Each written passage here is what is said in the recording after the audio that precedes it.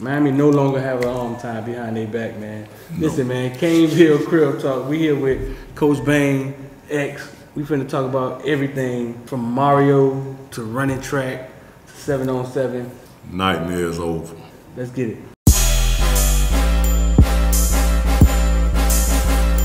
Welcome to South Florida. Yeah. Welcome to South Florida. Welcome to South Florida. Welcome to South Florida, the bottom of the clip of the Gunshine State. One of them boys still blowing in that way. Big plate, get it for the 18 if you straight. Get cake and stop hating, it's the motto of the state. A lot of face, but it's still real around here.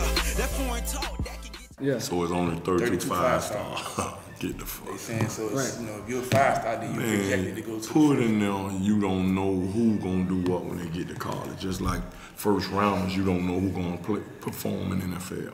So how you can? It's no exact science to none of this. It's not. Yeah, it's not. But the other dude was explaining. He said, yeah. He said the reason why Georgia, Bama, they get the 5-stars because they are the ones who chanting out 5-star. I mean, players to the NFL every year. And I said, well, that makes sense. Say something like that then.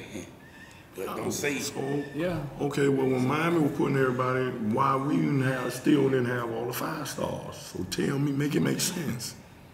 It don't really make sense.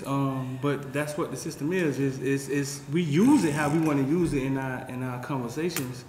But yeah, the system is them trying to project. That's why it's only 32 5-stars. They try to project to the NFL. So Ed Reed was a first round pick, and I think he was like a 2 or 3 star, some mess. Yeah. So explain.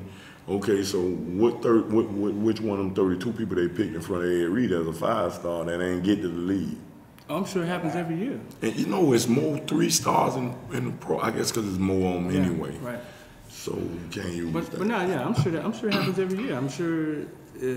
I think for the most part, us being in Florida, we look at it a lot more different because we say our players are better naturally. So we be like, well, why is such and such a 3-star when we know he should be a 4-star, 5-star, opposed to a kid in Iowa who's a 5-star. Like, playing against they ain't nobody. playing Against they not playing the lesser West Central. competition. Right. So we look at it like that.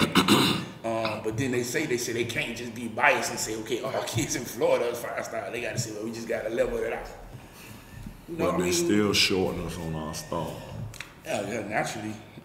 Another thing I remember years ago, I was told this from coaches, like, man, you know, if Nick Saban want a kid, they gonna boost that man's star up, cause. Well, now we understand it now. Now it makes sense now. It ain't necessarily Nick Saban making that call. Yeah, no, It's their system. They system, so we're going to Nick, so I And need then to they give go him off- He another have a better star. chance to go. He then have a a lot better chance of to go. then they go off offers too. You know what I'm saying? So say a kid got, well, okay, Bama offer him, Georgia, Clemson, Ohio State, all the big schools offer him. Hey, you gotta be good. Then he only got offered. His biggest offer is UM. The next big offer is Wake Forest. You don't think he's gonna 5-star. They got it. What you say? They got it. It don't make sense to me. And first of all, who are these people that's giving the stars? What qualify them to give a 5-star? Tell me that. What should qualify him? You tell me, because I don't. Man, when I played, when my son played, it wasn't no 5-star. Yeah. Or they just had started when Barstow went to the Army game, because they was asking him, how many stars you got? And he was like, star? I don't know. Oh, Rivals had just started. Right, Rivals just started around 2000. Yeah, he went in 02. He played in the second Army game. So that was 02. Yeah. So 01 was the first year. That's when Willie Right. Jones and them. Right. Willie Jones. no, he the first one out of Dade County, Dade, Brown, and Palm Beach to play in that game. Oh yeah. Yeah, I thought check the Willie history. Jones- Oh no, that's the Florida Georgia game. Them boys Right, played. he that. played in that, and he played in the Army game. He the first in South Florida, Dade, Because before Brown, then, or Palm it was Beach. never like Rivals or 24/7. It was prep. It was Parade All-American. Parade Right, All right. American. Top 50. Right. And then everybody else was just a player. You know what I'm saying? It's like, okay, these are the best top 50 in the nation. And after 50, you just gonna he fall also, in. he was USA Today's second team. Yeah. Right. Because it was USA Today team, he was second team. He used to do 3 teams, right? Yeah, he used to be first, second, and third USA Today, Parade All-American. Then that's when Max Prep came out. Max Prep been around that long? Yeah. Man, I didn't really pay attention to him. Yeah, but I mean, nobody really paid attention to Max Prep because it was always Parade All-American and USA Today. Yeah. And then that's when Rivals and 24/7 started coming, and then, you know what I'm saying, then they started doing their own little camps. That's why, like when Bane was saying, he was like, yeah, man, I don't go to no camps because they only want to look at the top defensive end. So I'm going to go. For what? Yeah, and I'm gonna show you this. He never went to no type of football camp in the summer. Who, Bane? Travaris Bane never went to no kind of camp. He ran track, and still he was, before he played a game the senior year, was in the Army game. Mm-hmm. He was in the game. So, and that was Tom Lemon at the time, was one of the selectors. And Tom Lemon, and it was based on basically, he had some interceptions his junior year, but it was based on his track speed. Once he ran in the 10th grade, he ran 10.6. We went to Texas Relays, he ran 10.6. Everybody started sending him mail. And he hardly barely played in the 10th grade. He had Sidney and all them, Yulin was still on the team. So he had to get in, he had to wait his turn at Northwestern. So all them people that don't think that track matter, them look at the boy at Alabama, #1. He was the fastest player in the stadium. Yeah. He played at a different speed. Track kid? Track kid. I'm assuming he track kid the way he run, because he runs so smooth. And I'm gonna take a wild guess he ran track. So 7-on-7 or track? What does 7-on-7 do for you? Football wise, skill wise. I might can catch a ball in one hand with some of them gloves that they got nowadays. I might can catch one. I'm 57. I heard there's some worse gloves out there too. I heard the NFL got some old. Yeah, we'll talk about that later. Man, but listen, to me, you get bad habits. 7-on-7? To me. Yeah, it's not real football. It's not disciplined football. Yeah, they count and you throw the ball. Yeah, what you would do on 7-on-7, you won't do on your team. Right. Which is why you see a bunch of one-hand catches. You know, you do that on the team, most likely the coach will be like, what you doing? It's according on, I guess it's according on, I understand what y'all saying, it's according on what the coach is trying to accomplish. Because I seen St. Thomas go out there, create a team, right? They have their kid. Yeah, different. They linebackers get smoked. Right. but they playing as a team. You working on as a team, but them individuals. Okay, so when 7-on-7 first started, it started as teams. Right. Yeah, now it's freelance. Now it's AAU basketball. Yeah, that's what it is. That's what it is. AAU basketball. Let's just go get the best players and put them on the team, and it benefits because it does help kids get in school though, get recognized. We had a boy one year in Northwestern. They went out to the Nike out there in Oregon, catching everything. Everybody loved him. When they put them pads on, when the real season was here, he went over the middle and did like this, and they told him, you sit right there. And he went to school in track, because he was a track kid. But to me, you better off, and parents better pay attention. They have something called the transfer portal. That's killing the high school kids. Because those coaches gonna take a kid that's in the portal over a marginal high school football player now. So stop cutting off the other avenues, not letting them play basketball no more, not letting them play baseball, not letting them run track. Because the marginal kids are not gonna get in school. That's just a fact. How many people sitting in the portal right now that can't find another school? Huh? I think 3,000, I think. 3,000. And then like X told me earlier, it's 400 kids out of Florida alone that didn't get to sign a scholarship this year. That's still trying to wait and hope something happens. Right. They better allow your child, don't let no coach, if you got at a school, at a coach trying to make your child just do only football or only basketball, you better get them from over there.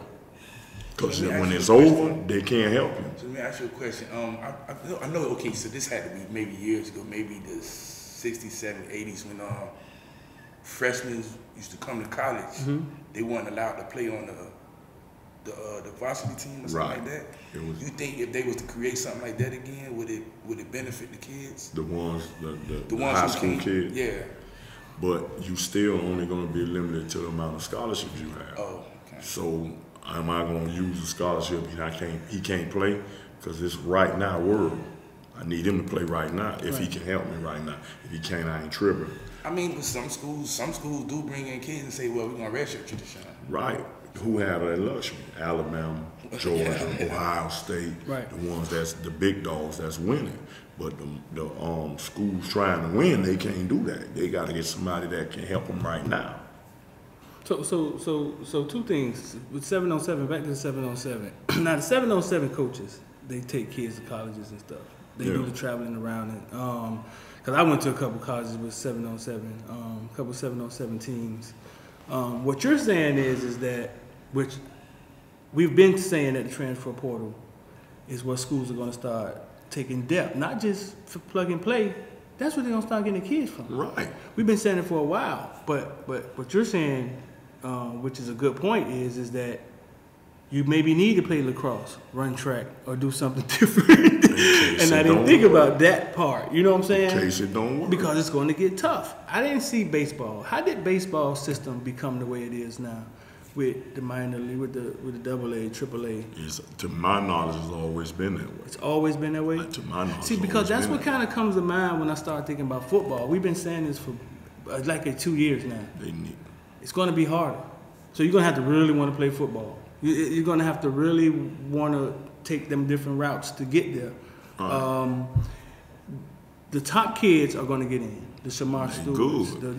They're going to get in. But the marginal ones, the 3 stars and stuff, you're going to have to really want to play. You're going to have to accept going to a smaller school, JUCO. Yeah, it's going to be now, a little bit of money has came into college. So the bag has got a little closer. You know what I'm saying? So NIL. Yeah, the little money has came into college. But it definitely is rough for high school kids, and we've been saying it for a while. So you saying, why not run track? Maybe you get in that way. I mean, we be so tunnel vision sometimes. We had a kid at Northwestern, Tutu little brother, DeMarcus Fleming. They gave him some empty offers in football. And y'all know what an empty offer is. They offer, but they ain't got no date. If you want to commit, they ain't going to let you commit, so that's an empty offer. All right. He come out there. He was the fastest boy in the country his senior year. He didn't get this really short all the way because the season cut short with the pandemic. He's at LSU, D1 school, on his track scholarship. He's gonna have a legit shot when it's his turn to make the Olympic team. Okay, I'm gonna show you. Remember when LSU played Clemson? What was the determining factor? LSU receivers versus Clemson DB. Joe Burrow. They were fast. They were fast. Joe Burrow. They were them boys run. Fast. Jamar Chase is a state champ in the long jump. People don't know that. He's still Jefferson, they could run. They killed them with the speed. They couldn't run with him. You know what? Ed Ogeron came to Northwestern after that championship game, when he came to visit, to look at kids, you know what he walked in the locker room and said? We're the track kids. They on speed now. Right, because you go back to when I played in the 80s. That was our edge. You were on edge. We were faster than everybody we played. Right. Besides Florida and Florida State, because they fast also, because they recruited the same type players. Right. But we were faster. These kids out of the state of Florida were faster. And a couple years ago when Northwestern, when Tutu the quarterback, we played Seth Armwood. The coach said after the game, we knew everything they were going to do. But the speed was the difference. Right. They couldn't run with us. Then the other year when Nate beat Central. He's at Appalachian State right now, the running back. Nate had 200 yards. When he popped through there, Central had nobody on the defense could run with him. Nate was a track kid? He ran track. Yeah. He was on the state champ 4x1. He didn't run no great time, Yeah. but the track is going to teach you how to run properly. You're not going to struggle when you run it. That's what it's for. It used to help you be a better football player. I played football. I love football. And I was just like these kids now. I wanted to go to football. Right. But you know why I didn't go? I couldn't go? I had a daddy in the house. And he like, you running track. I've been running all my life. And it allowed me, when I got to college, when I play a guy that could run 4.3, I couldn't run 4.3. I couldn't run 4.4. 4.5 flat, 4.48, somewhere in there. But I knew how to run. Right. So he can run 4.3, but I knew how to run with them. So you would think I can run that. But it helps your football. When you say you know how to run, right? So explain it. You in the football game, you get off the edge and you gone. Explain what you mean. What's the difference between a track guy getting off the edge and going and a regular guy? You understand the angles. You know how to relax. You know how to just run with your body being relaxed without wasting motion. Now you cruising down the field. Right. A lot of guys don't understand how to do that. Yeah. And track teaches you how to do that. Right. How Vaso explained it? Vaso basically said, listen, it teaches you that one-on-one fight. You know what I'm saying? Yeah. That one-on-one fight, how you breathe differently when you run. Track is one of the hardest sports you ever do. It hurts. That's why a lot of kids don't like doing it. Track hurts. Right. Because when you get running and that body them legs start burning, you got to decide up here, I'm going to fight through this or not. Right. It helps you in football in that way also. You're going to fight through pain and adversity because that track is you. Everybody can see it's you. No helmet on, you got your uniform on. He got ran down. That's what they talk about. He blowed them away. Right. Like Mark is one of the fastest ever come out of Dade County. But he got in school because he ran track. He probably, I don't know what route he would have had to take, but he was a marginal football player. So, man, you've been following the Chris Ball stuff, right, man? You see Chris Ball just assembled the greatest coaching staff ever at the university. It's not the greatest coaching staff until we win that shit. Miami has recruited the greatest staff they've ever pursued. They've never pursued. We never had the money, they say. You know they had the money. They never wanted to spend it. I'll go with that. But no, we have an all-star cast, and all of them are great coaches from what I've read or watched them do in their careers, and that's special. So this one thing I know we're going to get out of that. We're going to be fundamentally sound. That alone is going to win 3 or 4 games. Right. Okay, now, on top of that, we got athletes. So now, like with Gaddis, I looked at on YouTube, I watched him break down Michigan. He runs some nice stuff. And they saying he's, has a genius mind for it. And the athletes we have, he didn't have at Michigan on the outside. We saw that when they played Georgia. He had no speed. Right, so with that, it showed a little bit with the coordinator that just left. He put in some good stuff. He was able to do it once TVD got in there. He was able to go to a different style offense than with De'Aaron King. So we had athletes again. And Mario is going to put it back, get it back to where it was, where you competing. It's nothing going to be given to you because a couple of those staffs that we've had in the last couple of staffs, they were given jobs. It's not gonna be that one, Mario. You saying some of the kids was given jobs? Yeah, because you could look at a kid keep getting beat and he's still on the field. That's not gonna fly. Right. Somebody else going in there at least try. We ain't just gonna leave him out because we named him a starter. Right. Or he earned the job to be a starter. Yeah. If you're not getting it done, Jimmy Johnson, you were coming off that field. Right. And when I was playing and when Ed Reed and all them, you scared to come out the game. You may never play again. Might not get in, yeah. That's what remember that's what they were saying. Like, man, you come out the game, you might not come back in because Right. But that was the competition. You're gonna get up off that ground and you're gonna tell him, you see him running on the field already, he done button his chin strap, he coming in, you be like, nah, go on back, I'm all right. And you limp a little bit and you line up and go. Right. Yeah, that's what's gonna return with Mario and those coaches he hired. Yeah, I think it's only 2 positions on the team, or 3 positions on the team that's guaranteed a starter, and that's the punter, the kicker, and My man. MVP area, right? That's my man. Best player on your team. That's my man. Best player, but them the 3 positions that's going to start. Everybody else is going to have to work. You gotta work. You have to work. Like, you know, everybody's saying, okay, well, Knighton is going to be the clear-cut start at running back. I'm like, boy. You gonna have to hold on because they I'm come. like, man, y'all, like Henry Parris ain't just come in. They gonna have an opportunity to play and start. Listen, I was a 4-year start at you. 4 years. Every year, I had to fight and battle to keep that job. Every year. Not 1 out of the 4. Every year, man. And that's the kind of guys we had there, and that was Jimmy mentality. Only people he didn't bother was the quarterback. Everybody else, you can get it. And Jerome Brown. How would he voice that? How was that voice though? You started last year. We come back to spring practice and what? Your job is open. It's up for grabs. That's what it was. There ain't no voice in it. You knew it.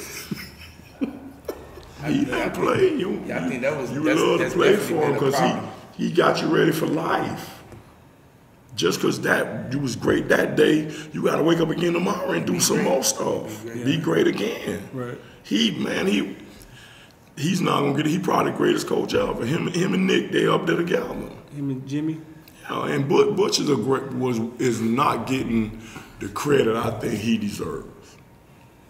Because I guess because he left the way he left Miami. Because he left and then he didn't win the championship. He didn't win his championship, but he's just as good as any good coach. But that team he assembled. Yeah, the team he assembled, yeah. No, he the real deal. He showed you when he went to When he Carolina. He assembled another great team, and them kids couldn't play that year. Yeah, he had a shot at a national title that year. He don't get his credit. Why though? He didn't win the chip. You gotta win the chip. You gotta win. Butch didn't win a national championship. He just created that team. He created a team and then he left. Right. Okay. When they were comparing the greatest team, okay, that '86 team I was on. We felt we was just as good as any team because remember we started it. First pick, third pick, and 8th pick. I think 8th and 9th pick Jerome. Vinny was first, Lonzo Houseman was third, and Jerome Brown was 8th or 9th. One of them. That team started that. Yeah, '86 was right. Then the next year, when we came, Melvin Owens came out, Melvin was probably going to be the 4th pick in the draft. Right. Towards Nia with like about less than 8 minutes to go in the national championship game. Mike Irvin was a first rounder, Hall of Famer. Yeah. So we didn't have as many as they have because the world started, once it changed, they started just wanting to go to that school that getting off there doing the winning. They still was picking here, but they was going everywhere else. So they're gonna end up being, because they're gonna have NFL Hall of Famers. But our '86 team was just as good as that team. We didn't win. Right. So you can't get no credit, you don't win. Yeah. Like you saying, this coaching staff, that symbol, that's fine. Gotta win the chip. Which I think gonna happen. You think they'll win the championship? Yeah. Yeah? Okay, Georgia took them 40 years to win, right? We never had one before Georgia won. How many it took them? You say 40? 40 years. 40. Right, listen.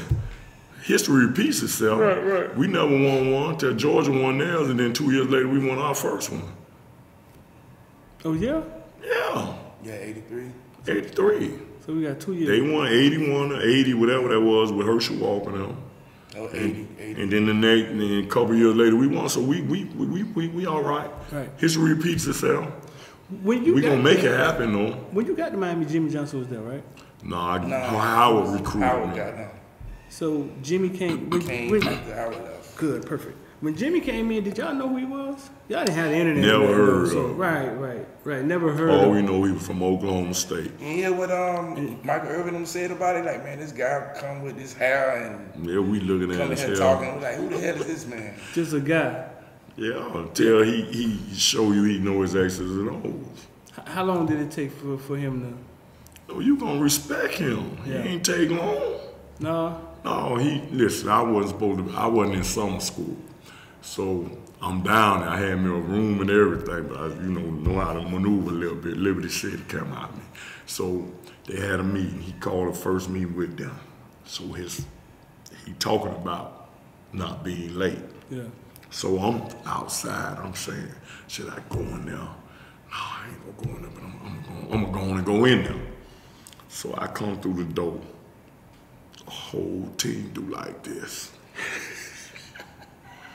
I got a hat on with 100 colors in it. I got beads on. I got on gold chains. The whole team was like, "Oh my God!" So I don't know what, but he didn't trip out on me then, but he checked me about it. Yeah. Jimmy, man, you love him. You would love to play for him. Yeah. He gonna tell you now. Damn right, I have favorites. Straight up. Yeah, everybody. That's human nature. You got favorites. Yeah. You got favorites. But nobody ever want to admit that. Jimmy tell you, damn right I got favorites. Guy that gonna bust his ass and gonna make them play, damn right he one of my favorites. But you guys that slap ass and drag ass around, he don't tolerate that. Everybody was held accountable with him. Right. Now, I seen, like I say, Jerome. One day we out there running or something. Jerome go to land on the ground. Jimmy told him, get your ass up and get off my field. He ain't hold, only people he ain't bother was the quarterbacks. Everybody else, you can get it. And Jimmy, he was another story, he was mad with me, once we was finished playing. But guess what he was mad with me about? I had one class for my degree. Mm-hmm. And it took me a few years to get it because I'm running around, just living, having fun. He was mad with me about that because I was too close for him. And if you check his record, he had a high percentage on graduation rate when he was there. Right. So he it wasn't about the percentage. He just was mad that I didn't finish what I had started. Right. So he taught you about life and everything. So you'd have loved to play for him because you don't know where you stand at with him now. He don't play. He ain't gonna be blowing no smoke up your ass. He gonna tell your ass the truth. Right. We kind of get that sense with Mario. That's who Mario is. I'm telling you, that's who he is.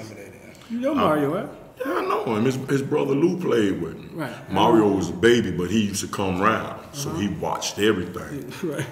And then he got a chance to go there and play himself, but he understands the culture, and he lives it. He eats, sleeps this mess. I think he up every morning at 4. I thought Manny understood the culture because he was from Miami, but there's a difference. It's a difference. Yeah. Mario played. Outside looking in. Mario played. You can tell there's a difference. It's a difference. Mario was inside looking out. Manny was outside. You know what I'm saying? So that's the difference of understanding the culture. Because things might seem like it's this way, but if you're not living it, you don't know what it really is. Right. Mario knows what it is. Right. He played. He sweat on that field out there. See, I keep saying this is the greatest coaching staff Miami ever hired because when they win the chip, coach, we can't don't leave that out. When Jimmy Johnson came, because I went and looked at his record at Oklahoma State, he was a guy. Yeah. He came here, and this is how I'm gonna bring it home, and became legendary. Those 11-2, 10-2, those records. You know what I'm saying? He came here and became legendary. Dennis Erickson, the same thing. Yeah. He was a guy. Dennis Erickson went 9-1 one time. Then he came here, and his records were like 11-0. And I think it was 12-0, 11-1. They all became legendary here. You know what I'm saying? With the players out of this area. There we go. Okay, Bama shots here, Georgia shots here. Even Ohio State coming, everybody, defense, we got to get defense back up, which I think we'll do because you got Randy and Tallahassee on that staff. So he'll come in and he'll get some kids out of here. We ain't worried about Randy. He's gonna get some kids out of here, coach. He's gonna get some kids. Randy might not have a job next year, mess around with Coach Mike. They're gonna be a little better because Randy co-coordinator now. They're gonna be a little better, coach. I mean, Randy's a good coach. Okay, so they had this discussion about Charlie Strong's and Randy Shannon, basically saying they both are equal coaching the linebacker position. And I was trying to figure out, like, how do they say that? Like, I don't know Charlie Strong track record with linebackers, but I know Randy on. Jesse, Mike, well, yeah. and Darren. You ever heard of them? Yeah, the triangle. That's why when they was those kids, when they came in, they were starting as true freshmen. They say they was just as good as them. First thing I told people, don't disrespect what Jesse, Mike, and Darren did. They was being disrespectful. The kids was good, but the difference is they didn't get developed. Yeah, they didn't get. Well, we ain't had no linebacker coach. Yeah, exactly. We had a guy that was a former GA, which a lot of them are former GAs, but to be a position coach at Miami, you need to know what you're doing. Right. You need to know adjustments when you see something happening. We used to come off the field, sit down. The corners, DBs on this side, linebackers here, D-line down there. And they're going to come to us, each position coach or whoever down on the sideline, they're going to come and say, are they doing anything that we didn't go over? No. Okay, well, y'all know the game plan. We're going to stick with that. If they doing something that we ain't discussed, let us know so we can be able to make an adjustment to it. Then we'll talk amongst ourselves. Well, what he doing over there on your side? Well, when he came over to me, he lined up with the short split. You know, small stuff. We understood football. We wasn't just running around. You couldn't be dumb to play for Jimmy or Howard. You had to have a football IQ. You had toughness, you had a football IQ. So that's what we'll be back to, because we're going to be able to make adjustments. We're going to be fundamentally sound. Kevin Steele, his reputation, they're going to know where the hell they line up at. Right. It ain't gonna be no people running free and all that old dumbass stuff that we gonna have. I say, man, the defense gonna have it rough, man, because you got Kevin Stills and you got Charlie Strong. They basically got two nonsense. That's gonna be hard. Boy. It's not hard. That's I'm not saying hard. I'm just saying, okay, so the culture of our team was so screwed. It's gonna be hard for them because they don't know. They don't know that hard-nosed coaching. I spoke to a guy that talked to one of the kids recently. Kid told him he never worked this hard physically or mentally. Yeah, we've been told that about some kids too. They said, right, this so is different. This is what it is. How you think it is at Alabama? That's what the culture is. And what they do, win. Man, that's what the culture supposed to be. When Alabama play UM, and you look on UM sideline, you say, okay, well, you could basically count the coaches and the off-field coaches. You look on Alabama side, you're like, well, goddamn, well, wow. They got over 100 people. That Mario getting his numbers up already. He's working on that. Right. We're going to get our numbers up. Oh, no, look, listen. We ain't got enough space for all the coaches they got down there, man. We're going to get a new facility. That's on the way. Yeah, they're working on a new facility. They're working on a new locker room. They're working on... He know what it's supposed to look like. He was at Alabama. He was at Oregon. Right. Both of them are in the top 3 for facilities. Right. Yeah, I think Oregon was 1. Oregon 1. Oregon 1. Clemson was 2. Yeah. I think something like but I'm getting the feel of what brought Mario home was the fact that we never thought we could put a fence up anymore. And I think he sees how it could be done. He wants the challenge. It could be done. It's easy. The fence is going to go up when we win. That, and when you get the community kind of behind you, and they believe in Miami. Miami never makes the connection to the like community. It was back in the day. Right. That's part of his plan. Right. Oh, you know he's thought about all that. Man, you have shorties at the school telling Nick Saban throwing rocks in Nick Saban college. Well, Mark Richt kind of tried to do that. When Mark Richt first came, remember he first came and he went directly to the Little League park. He's like, man, let me go talk to the Little League. Ben used to be with him. I think Diaz just kind of got away from it. He like, man. Yeah. But I think it's bigger than that though. I think Mario understands. It's something he understands about the culture. Put the billboards He's up. from here. Right. He put the when billboards he got the billboard, up. remember when he was on Seattle staff in Rutgers. Rutgers used to buy a billboard down here. So he know that's where he got that out there from. Right. Now I don't know how much he got from Nick and where else was he at? But he understands and knows what needs to be done. And Mario we trust. Yeah. I keep saying that, like, Mario. But getting that community back, because it's gonna be nothing. He's gonna have it easier because he can go on to Little League Park at any time. He's here. Nick not gonna do that. That's not part of how he does things. He's pulling out but all you win those the stops. kids. Yeah. You win the kids early. Right. So now you in the living room in 3-4 years, 2 years. The kid gonna tell Mario, I remember when you came when Miami Gardens played Old Town. Goose played Liberty City. All that stuff is big with a kid. You took time out your busy schedule to come by my park. Right. And they some of the kids gonna be pointed out, even shake their hand personally. And them kids, that's special, man. It is. It is. Edge, best tasting energy drink on the planet. Hit my link in my IG description at Chase Ford Smith. Get you a 12-pack. We was in the press, the media box, man, and then I think you had walked off already. I don't know, but I heard somebody say, "Oh yeah, boy, they about to fire Manny." That was Virginia game. And then I jumped up and I was trying to see who said that, you know what I'm saying? But it was on the other side. And from that moment, I kept hearing, they getting ready to look for a new coach. I'm telling everybody, they talking to Mario already. They're like, nah, man, Mario ain't coming. I said, nah, they talking to Mario. I'm just happy Mario home, and I think we're gonna benefit. And with Gaddis calling them plays, I think with the athletes, because you can't tell me he had the same athletes at Michigan he has here. Nah, he ain't had the speed at receiver. Oh man, did you see what Shaq did? He basically said say, man, that there are kids there that can play. Yeah. What he said? He said, man, there's kids there that can play. Man, the defense was like man, the defense, they was basically had no playbook. He said it was a college version of Sandlot football. Yeah. Shaq Quarterman dead, right?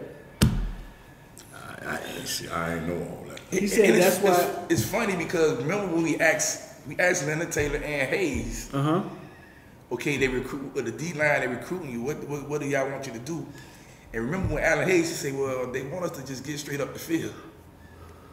That's what he said. And we were like, "That's what he said." They want y'all to get straight up. And he said, "Nah, but that's not how we play at Chaminade."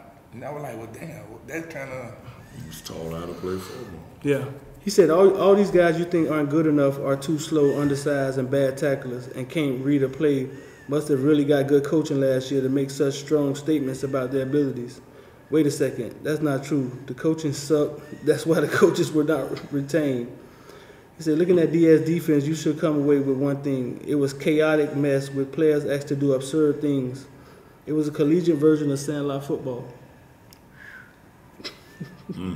Guys up front were asked to just get upfield, create havoc, a damn gap integrity, or setting the edge.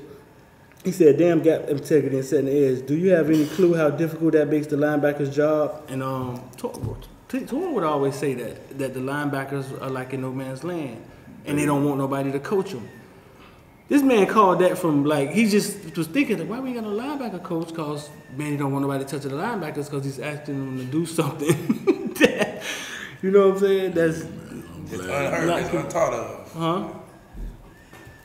Yeah, I mean that's why he didn't get no linebacker coach. He hired Packy, and I still haven't seen him a day in my life. And he wanted the linebacker to do certain things. Nightmare over. What'd you say, the nightmare over? Nightmare. Y'all make sure y'all like and share, man. The nightmare's over, dog. The nightmare been going on for 20 years, dog. Yeah. Nightmare over.